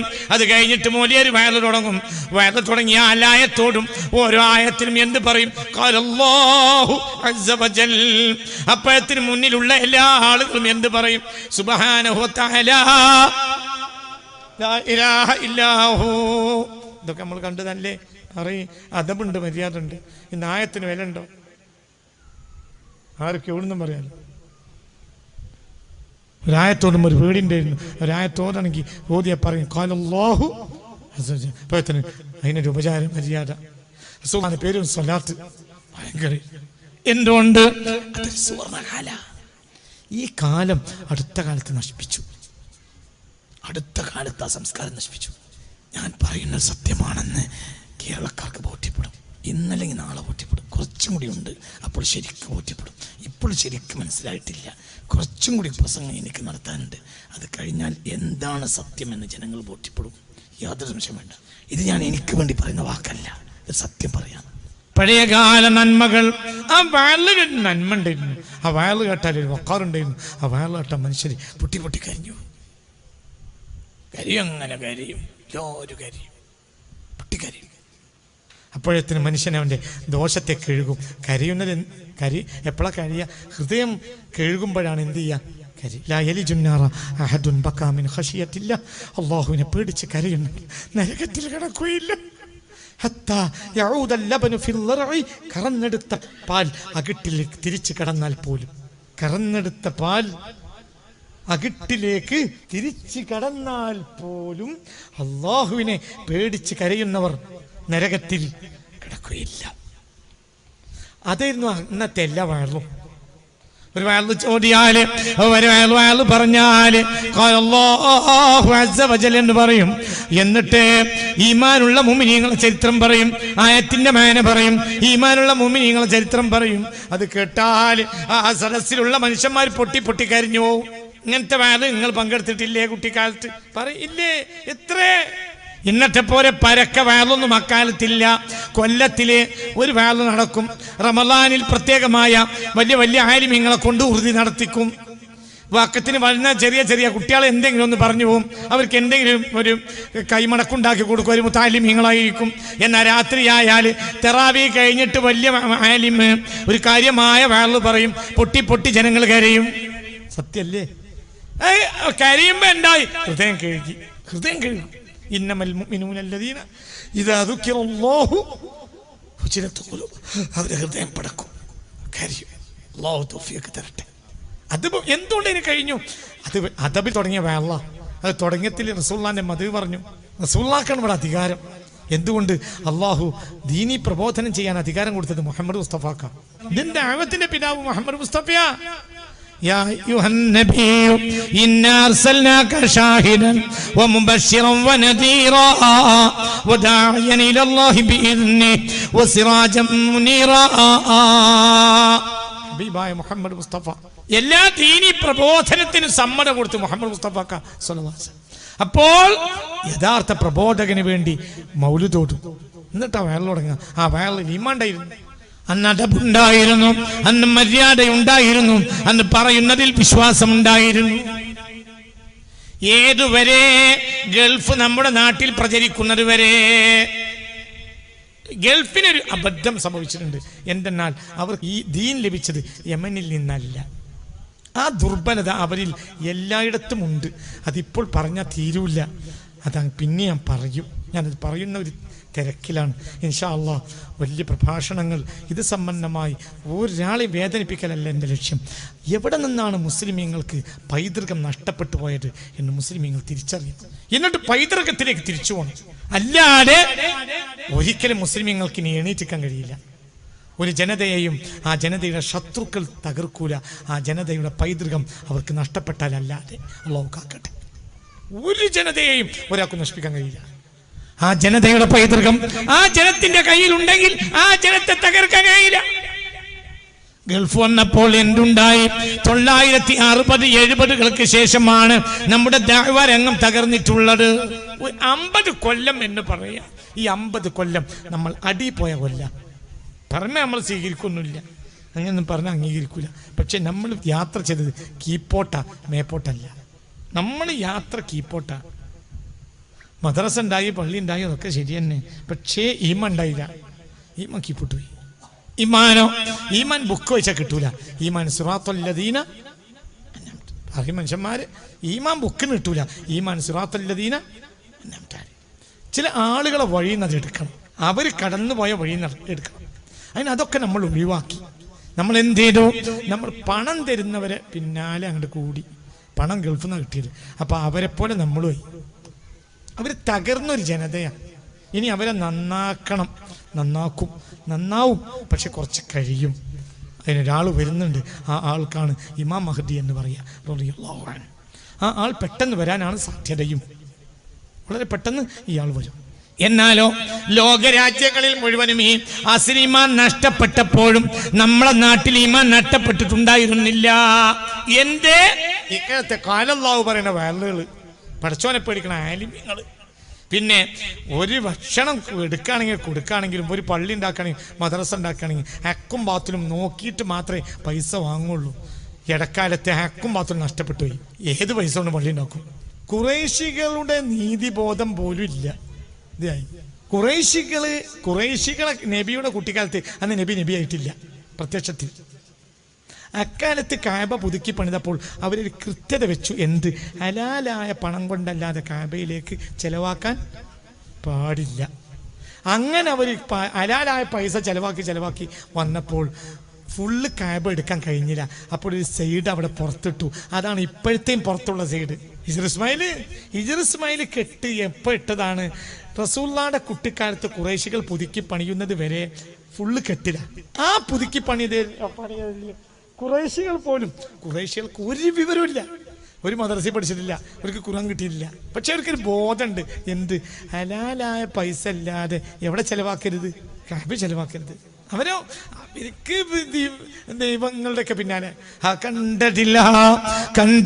കണ്ടതിൽ ഈശ്വരത്വം കൽപ്പിച്ചു നടന്നൊടുക്കം നിരീശ്വരത്വത്തിലടിഞ്ഞു വീണു നിരസ്ത വിശ്വാസറേബിയക്കാർ. കുറുമ്പുമാറാത്ത ഖുറൈശി വര്യർ കോതിക്കൊടുത്തേൻ പലവട്ടവും താൻ. ഈ നിങ്ങൾ കൂപ്പും കല്ലല്ല മരമൽ ലല്ലാഹു സർവ്വശക്തനേകൻ. ഇവർക്കിരുട്ടേ പ്രിയമിത്രം മൂടി കെടുക്കയായി കൈത്തിരി കൊണ്ടു ചെന്നാൽ മിന്നുങ്ങിൻ ചെറുതാ വെളിച്ചം പോലും സഹിക്കാത്ത തമസ്സിതേതോ അധർമ്മമേനിൻ കെടുമഞ്ഞു വീഴായി ഗഹമ്മദിൻ സജ്വരമായ നെഞ്ചിൽ ചന്ദ്രാർക്കര കൈകളിൽ വെച്ചു തന്നാൽ പോലും നിറുത്തിൽ ഇവനി പ്രയത്നം. ഇതൊക്കെയാവാം നിനവ് 1300 കൊല്ലത്തിനു മുമ്പൊരിക്കൽ മക്കായിലെ കൈ വഴിയൊന്നിലൂടെ നടന്നു പോവും നിബിതൻ മനസ്സിൽ. വള്ളത്തോളിന്റെ കവിതയാ. വള്ളത്തോൾ എഴുതിയതാ ഈ കവിത. ആരെപ്പറ്റി? സുൽത്താനെ പറ്റി. കണ്ടതിൽ ഈശ്വരത്വം കൽപ്പിച്ചു നടന്നൊടുക്കം നിരീശ്വരത്വത്തിൽ അടിഞ്ഞു വീണു നിരസ്ത വിശ്വാസ അറേബ്യക്കാർ. കുറുമ്പുമാറാത്ത ഖുറൈശി വര്യർ കോതിക്കൊടുത്തേൻ പലവട്ടവും താൻ. ഈ നിങ്ങൾ കൂപ്പും കല്ലല്ല മരമല്ല അല്ലാഹു സർവാധിപശക്തനേകൻ. ഇവർക്കിരുട്ടേ പ്രിയമിത്രം ഊതിക്കെടുക്കയായി കൈത്തിരി കൊണ്ടു ചെന്നാൽ മിന്നാമിനുങ്ങിൻ ചെറുതാം വെളിച്ചം പോലും സഹിക്കാത്ത തമസ്സിതേതു. ഇത് വള്ളത്തോൾ മഹാകവി മുത്തുനബി സല്ലല്ലാഹു അലൈഹി വസല്ലം നേരിട്ട ഖുറൈശികളെ പറ്റി പറഞ്ഞ ഒരു കവിതാശകല. അദ്ദേഹത്തിന്റെ പാംസുസ്നാനം എന്ന കവിതയിൽ നിന്നാണ് ഞാനിത് വായിച്ചത്. മഹാവിക്കവി വള്ളത്തോൾ പുണ്യ റസൂൽ മുസ്തഫ സല്ലല്ലാഹു അലൈഹി വസല്ലമയെ ഏറെ പുകഴ്ത്തിയ ഹൈന്ദവ കവികളിൽപ്പെട്ട ഒരു കവിയാണ് ആര്? വള്ളത്തോൾ മഹാകവി. മനസ്സിലായോ പറഞ്ഞത്? ചിന്തിക്കുക. അവർക്ക് പോലും ഈ ഖുറൈശികൾ, അതായത് എന്തൊരു വെളിച്ചം ഊതിക്കെടുത്തുന്ന ഖുറൈശികൾക്ക് പോലും ഒരു പള്ളി ഉണ്ടാക്കുകയാണെങ്കിൽ അതിൽ ഹലാലായ മുതൽ മാത്രമേ ഉപയോഗിക്കാൻ പാടുള്ളൂ എന്ന ഒരു നീതിബോധവും തത്വബോധവും ധർമ്മബോധവും 970-കൾക്ക് ശേഷം കേരളത്തിൽ നഷ്ടപ്പെട്ടതാണ്. ഇന്നത്തെ മുഴുവനും പ്രശ്നങ്ങളുടെ അടിസ്ഥാന കാരണം എല്ലാം അങ്ങനെ ഉണ്ടായിരുന്നു. ഒരു മൂല്യരെ കണ്ടുകൂടാ, ഒരു സംഘടനയ്ക്ക് മറ്റു സംഘടന കണ്ടുകൂടാ. എന്താ പ്രശ്നം? പള്ളിയിൽ ഹക്കും ബാത്തിലും നഷ്ടപ്പെട്ടു. അപ്പോൾ കോലാഹലായി പള്ളിയിൽ. എന്തുകൊണ്ട്? അതിൻ്റെ അടിയാധാരത്തിൽ, അതിൻ്റെ അടിത്തറയിൽ പോലും ധർമ്മബോധം നഷ്ടപ്പെട്ടു. പഴയ കാലത്ത് വളരെ ഹക്കായ നിലക്കുണ്ടാക്കിയ പള്ളികൾ പിന്നീട് നമ്മൾ ഹക്കും ബാത്തിലും നോക്കാതെ പുതുക്കി പണിതു. അതിൽ വക്കാറുമില്ല. പഴയ കാലത്ത് ഒരു പള്ളി കയറി 2 റക്അത്ത് നിസ്കരിച്ചാൽ ഒരു പടച്ചോനെ പേടി ഉണ്ടാവും. ഇന്നൊരു കല്യാണ മണ്ഡപം പോലെയാണ് പള്ളി. ഇവിടെ എങ്ങനെ ഈ പ്രശ്നങ്ങൾ വന്നു എന്ന് നമ്മൾ മനസ്സിലാക്കണം. ഒന്നിലും ധർമ്മബോധമല്ല, ഇപ്പോൾ കുട്ടികൾക്ക് ദർസ് പഠിക്കുന്ന കുട്ടികൾക്ക് ഹക്കായ മുതലേ തിന്നാൻ കൊടുക്കാൻ പാടുള്ളൂ എന്നൊരു ബോധപ്പം നമുക്കില്ല. നമ്മൾ എങ്ങനെ കിട്ടിയാലും കൊടുക്കും. അത് അബുക്കാരിൻ്റെ കിട്ടിയാൽ നമ്മൾ കൊടുക്കും. നമുക്ക് എന്ത് വേണം? നെയ്ച്ചോറ് വേണം, പോത്തിറച്ചി വേണം. അതിനെ എങ്ങനെ കിട്ടിയാലും നമുക്ക് ജുമാ നിസ്കരിച്ചാൽ പോത്തിറച്ചി തിന്നണം. ഇത് അങ്ങനെ തന്നെയല്ലേ? പോത്തിറച്ചിക്ക് കഴുത്തിൽ കത്തിച്ചത് ഹലാലായിട്ടാണോന്ന് വാങ്ങിക്കൊണ്ട് വാങ്ങിയ പൈസ അതൊന്നും നമുക്ക് നോക്കട്ടല്ല. നമുക്ക് ജുമാ നിസ്കാരം കഴിഞ്ഞ് അസ്സലാമു അലൈക്കും റഹ്മത്തുള്ളാഹി എന്ന് 2 വട്ടം പറഞ്ഞാൽ പിന്നെ നമുക്ക് എന്താ വിട്ടണ്ട്? പോത്തിറച്ചി നെയ്ച്ചോറും കിട്ടാനില്ലെങ്കിൽ ഇസ്ലാം ആവില്ല. ഇതാണ് ഇപ്പം നമ്മളെ പുതിയ കോലം. ഈ പോത്തിറച്ചിന്റെ പൈസ എവിടുന്ന് കിട്ടി? അതൊന്നും നോട്ടല്ല. വളരെ ചിന്തിക്കണം. അപ്പൊ ധർമ്മലോകം നഷ്ടപ്പെട്ടു, ഒക്കെ നഷ്ടപ്പെട്ടു, എല്ലാം നഷ്ടപ്പെട്ടു. ഹക്കും ബാത്തിലും നഷ്ടപ്പെട്ട ഒരു ജനത 970 ശേഷമാണ്. ആദം നബിയുടെ കാലം മുതൽ ഇതുവരെ അടുത്ത കാലം വരെ ഹക്കും ബാത്തിലുണ്ട്. ആർക്കുണ്ട്? ആർക്കുണ്ട്. ഏത് ജനത്തിനുണ്ട്. ഇപ്പോൾ അന്യ സമുദായങ്ങൾ അവരെ പഠിപ്പിക്കേണ്ടത് നമ്മളല്ലേ?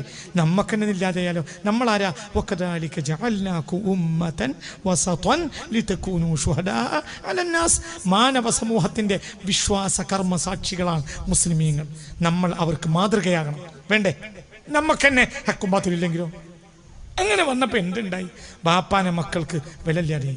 ബാപ്പാനെ മക്കൾക്ക് വിലയില്ല. എന്തുകൊണ്ട്? ഹക്കും ബാത്തിലും നോക്കാതെയാണ് ബാപ്പ തിന്നാൻ കൊടുത്തത്. ആർക്ക്? മക്കൾക്ക്. ഒരു കാലം വരുമെന്ന് മുഹമ്മദ് മുസ്തഫ. ഏതാ കാലം എന്നറിയോ?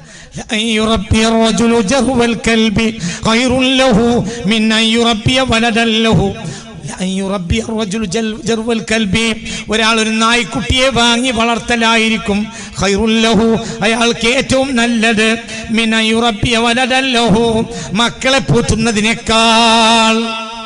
യാ അല്ലാഹ്, എന്താ കേൾക്കണ്ടേ? ഒരു കാലം വരും എന്ന് മുഹമ്മദ് മുസ്തഫ. ഒരാള് വളർത്തുക ജർവൽ കൽബി, ഒരു നായ്ക്കുട്ടിയെ വാങ്ങി വളർത്തൽ, ഖൈറുൽ ലഹു, അവന് ഖൈറായിരിക്കും, മിൻ അൻ യുറബ്ബിയ വലദൻ ലഹു, അവന്റെ കുട്ടിയെ വളർത്തുന്നതിനേക്കാൾ. അവന്റെ സ്വന്തം മകനെയോ പറഞ്ഞാൽ പോരാ. ഇവിടെ 25 കൊല്ലം മുമ്പ് കുറ്റം മുഴുവനും മകന്റെ തലയൊക്കെ ആയിരുന്നു. മകളെയെന്ന് കൂടി പറഞ്ഞാളി. നാളെ മറ്റന്നാള് കെട്ടിക്കാൻ നിശ്ചയിച്ച കുട്ടി വരെ ബാപ്പാൻ ഒഴിവാക്കി. ഉണ്ടോ അല്ലേ? പറ. അതന്നെ പോയി. എന്തുകൊണ്ട് പോയി? പള്ളയെ കിടക്കണ നേരായ മുതലല്ല. അതെങ്ങനെ വന്നു അറിയൂല. ഹക്കും ബാത്തിലും 970 ശേഷം നമ്മൾ ഒഴിവാക്കി. നമുക്ക് കിട്ടണമെന്നേ ഉള്ളൂ. എങ്ങനെ കിട്ടിയാലും വേണ്ടില്ല. മനസ്സിലായോ? ചിന്തിക്ക്. ഇതൊക്കെ തമാശല്ല. ഇനി ഇവരെ കുട്ടികൾ ഇതിനേക്കാൾ അപകടത്തിലോ? എന്തുകൊണ്ട്? ബാപ്പാനെ അനുസരിക്കാത്ത മക്കള്, അവർക്കൊരു മക്കളുണ്ടാവില്ല. ഇനി അടുത്ത തലമുറ നന്നാണ്, പ്രശ്നമില്ല.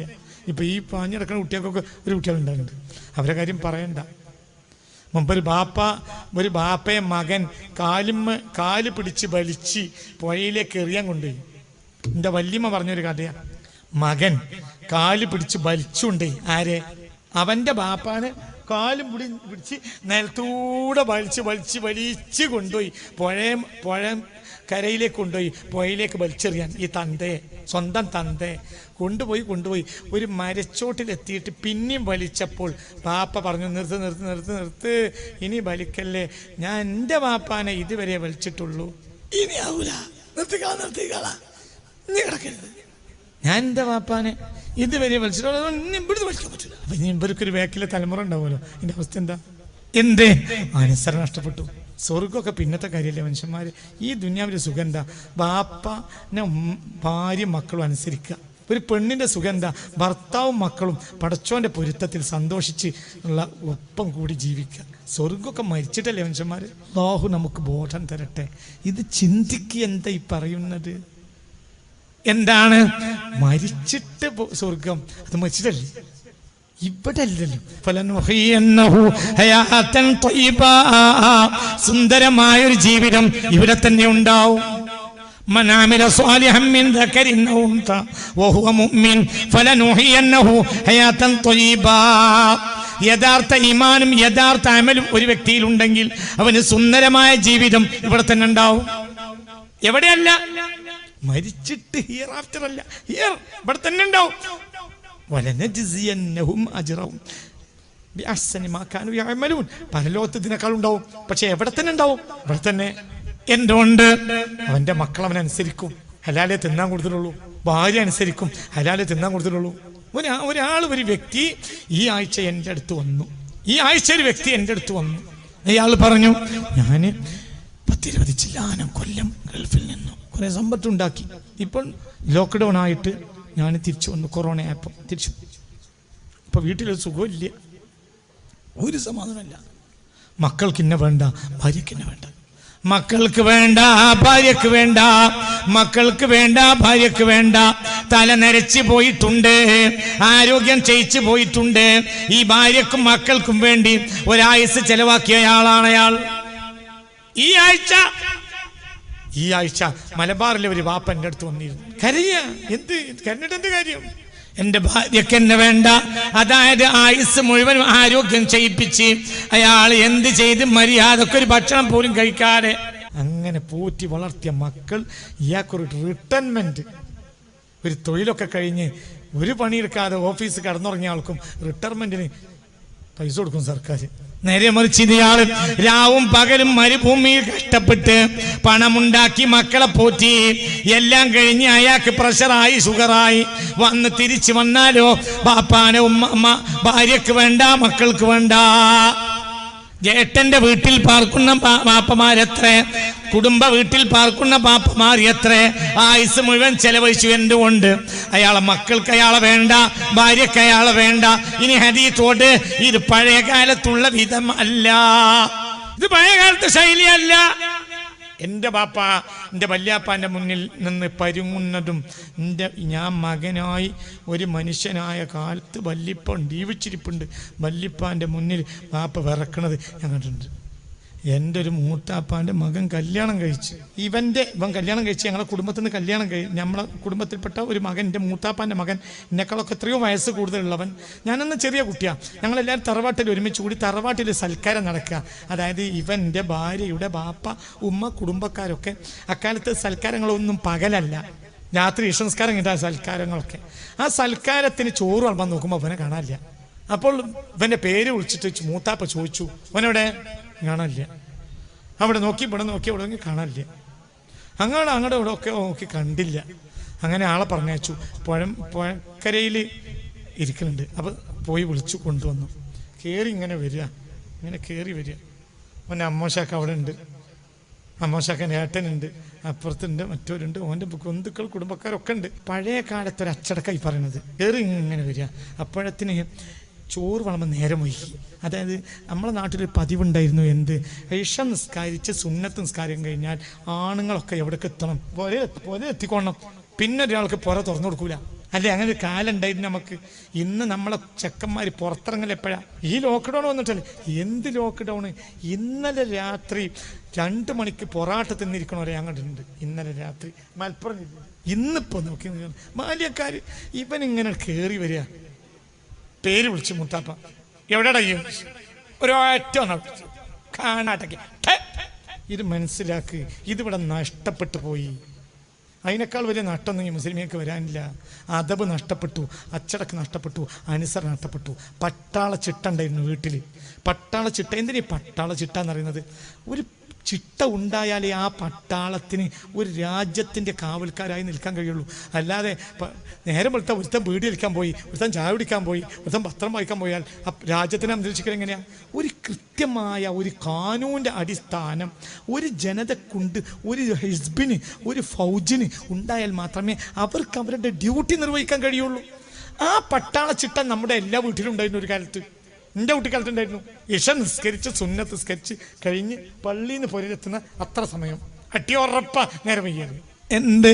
അന്ന് നമ്മളെ ബാപ്പാക്ക് ഒരു കമാൻഡിങ് പവർ ഉണ്ട്, ഉമ്മാക്കുണ്ട്, ഇന്നില്ല.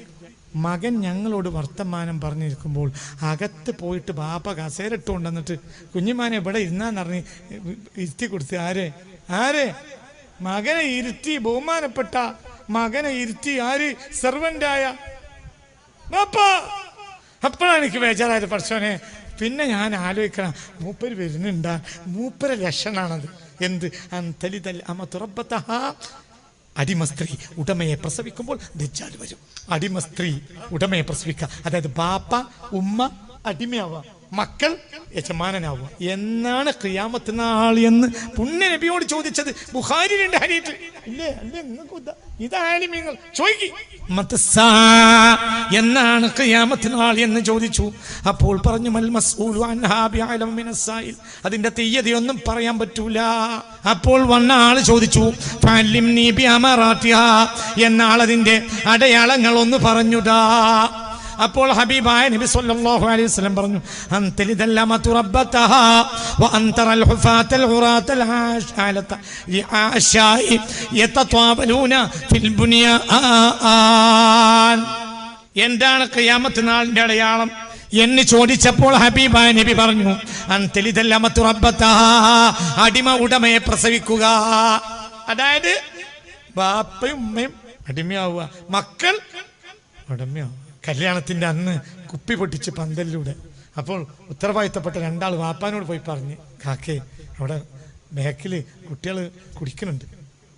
അപ്പൊ വാപ്പാന്റെ മറുപടി, അതൊന്നും ഇന്നത്തെ കുട്ടികളോട് പറഞ്ഞിട്ട് കാര്യമില്ല. എന്തേ? അന്ന് നമ്മളെ വാപ്പ കമാൻഡറാണ്, ഇനി നമ്മളെ വാപ്പ അടിമയാ. വാപ്പ ഉണ്ടെങ്കിൽ സത്യം ആണോ അല്ലേ പറ. ഇന്ന് വാപ്പ അടിമയാ. ആരെ വാപ്പാൻ അടിമയാക്കിയത്? ഗൾഫ് പണം. പള്ളി മദ്രസക്ക് ഉഷാറായില്ലേ? ആർക്കട പള്ളി മദ്രസ ഉഷാറാണ്ട്? ഹബീബായ റസൂലുള്ളാഹി സ്വല്ലല്ലാഹു അലൈഹി വസല്ലം തങ്ങളുടെ പള്ളിയിൽ മഴയാണ് പെയ്താൽ റസൂലുള്ളാഹിന്റെ താടി കൊണ്ട് നിൽക്കും. മനസ്സിലായോ സംഭവം? അങ്ങനെയാണ് പള്ളി. എന്നാലും ലോകത്തെ ഏറ്റവും ഈമാനുള്ള പള്ളിയാടാ. പള്ളിയിലെ ഈമാൻ എന്ന് പറഞ്ഞാൽ പള്ളിയിൽ വരുന്നവരുടെ ഈമാനാണ്, അല്ലാതെ പള്ളി വാർപ്പായലല്ല. അച്ചടക്കം പോയി, അനുസരണ പോയി, നന്മ പോയി, എല്ലാം പോയി. ആണ്ടതികളോടുള്ള ബഹുമാനം പോയി. പോയല്ലോ, പോയല്ലോ. പണം അങ്ങോട്ട് വന്നു. നിങ്ങൾക്ക് ദാരിദ്ര്യം വരുന്നതിൽ എനിക്കൊരു പേടിയുമില്ല.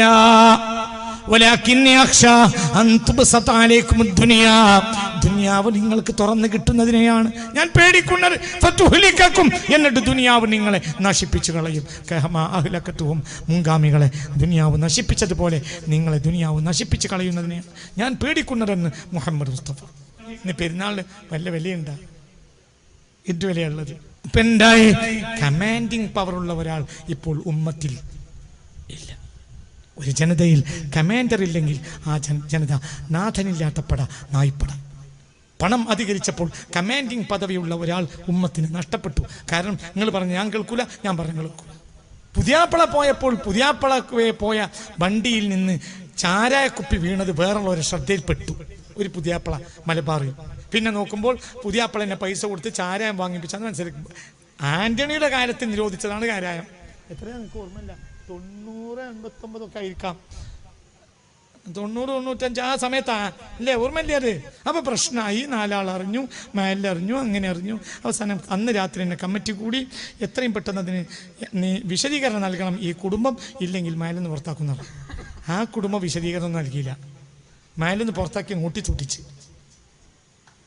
അവരും മദ്യം പറയാൻ മുന്നില്ല. എന്തുകൊണ്ട്? ഈ മേലെന്ന് പുറത്താക്കിയാൽ മാറ്റമാല സ്വീകരിക്കും. ഷറഫയിലെ ഹോട്ടൽ പോലെയാണല്ലോ. എന്ത് ഇവിടെ ഒരു പള്ളി, ഒരു ബാങ്കിന് വരെ ഉത്തരം കൊടുക്കാൻ നമുക്ക് നേരമില്ല, അല്ലെങ്കിൽ കഴിയൂല. എന്തുകൊണ്ട്? ഒരു പള്ളിയിൽ നിന്ന് അങ്ങനെ വാങ്ങി കൊടുക്കും. ആ പള്ളിയിൽ നിന്ന് അല്ലാഹു അക്ബർ അല്ലാഹു അക്ബർ ലാ ഇലാഹ ഇല്ലല്ലാഹ് എന്ന് പറയുമ്പോഴാണ് മറ്റേ പള്ളിയിൽ നിന്ന് മൈക്കമ്മ കൂട്ടുക. അപ്പൊ നമ്മൾ അങ്ങോട്ട് കൂടും. ആ പള്ളിയോ ആ വാങ്കോ അത് മുക്കാലാവുമ്പോ അടുത്ത പള്ളിയിൽ നിന്ന് വീണ്ടും. ഇതൊക്കെ എവിടെയാ പള്ളി തന്നെ? അടുപ്പും കല്ല് എന്ന് പറഞ്ഞാൽ 3 ഉള്ളൂ. അടുപ്പും കല്ല് പോലെ പള്ളി എന്ന് പറയുമ്പോൾ ആ കാലത്ത് അടുപ്പും കല്ലും അല്ല, അടുപ്പും കല്ല് 3 ഉള്ളൂ. ഒരു മാലിൽ ഒരേ സ്ഥലത്ത് 4-5 പള്ളിയാണ്. ഒക്കെ വാങ്ക്. ഓരോ മൊല്ലാമാർക്കും അവരെ ഒച്ച നാട്ടുകാർ കേൾക്കണം, ഇല്ലെങ്കിൽ മര്യാദ നമ്മളും കിട്ടൂല. നമുക്ക് സാരല്ല, അന്യ സമുദായക്കാരും നമ്മളും കൂടി ഇരിക്കുന്ന സദസ്സിലാണ് ഞാൻ ചിലപ്പോൾ കുടുങ്ങാറുള്ളത്. ചില പൊതുപരിപാടികളിൽ അന്യ സമുദായക്കാരുണ്ടുമ്പോൾ മാനം കെടും. അവർ നമ്മളെ ബഹുമാനിച്ച് ബാങ്കിന് നിർത്തും. എന്നാൽ ഒരു ബാങ്ക് പൗതി ആകുമ്പോഴത്തിന് ഞാൻ എത്രയോ മാനം കെട്ടുപോയിട്ടുണ്ട് ഈ സംഭവത്തിൽ. പഴയ കാലത്ത് ഒരു പള്ളിയിൽ നിന്ന് ബാങ്ക് കൊടുത്താൽ 6-7 കിലോമീറ്റർ ആ പരിസര ആ ജാതി കഴിവുണ്ടായിരുന്നു. അക്കാലത്ത് മൊല്ലാമാരുടെ ശബ്ദത്തിന് മൈക്കില്ല. ദാരിദ്ര്യമാണെങ്കിലും ഇസ്സത്തുണ്ടായിരുന്നു. ഇന്നോ അനുസരണമില്ല, അച്ചടക്കല്ല. ഒരു മഹലിൽ നിന്ന് ഒരാളെ പുറത്താക്കാൻ പറ്റില്ല, അപ്പോൾ മറ്റേ മഹലിൽ സ്വീകരിക്കും. അങ്ങനെ തന്നെയല്ലേ? ഹക്ക് പഠിപ്പിക്കണമെങ്കിൽ വരിസംഖ്യമാക്കണമെങ്കിൽ ബാത്തിൽ പരിസംഖ്യ എല്ലാം പഠിപ്പിക്കും. ശരിയാണോ? അല്ലേ? അച്ചടക്കം പോയി. ഇന്നലെ കിതാബ് തന്നെയാ. പക്ഷേ ലാ യബ്ഖാ മിനൽ ഇസ്ലാമി ഇല്ലാ ഇസ്മുഹു വലാ യബ്ഖാ മിനൽ ഖുർആനി ഇല്ലാ റസ്മുഹു മസാജിദുഹും ആമിറാ.